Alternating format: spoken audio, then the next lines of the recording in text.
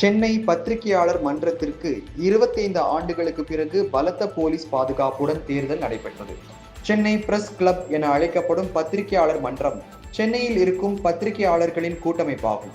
Madras press club என்ற பெயரில் 1972ஆம் ஆண்டு துவக்கப்பட்ட அரசு சார்பற்ற அமைப்பான இது பத்திரிகையாளர்கள் நலனை பாதுகாப்பதை நோக்கமாக கொண்டதாகும். இந்த மையம் செய்தியாளர்கள் மீதும் ஊடகங்கள் மீதும் நடத்தப்படும் தாக்குதல்களை கண்டித்து வருவதுடன் அவற்றுக்கு எதிராக தொடர்ந்து குரல் கொடுத்து வருகின்றது.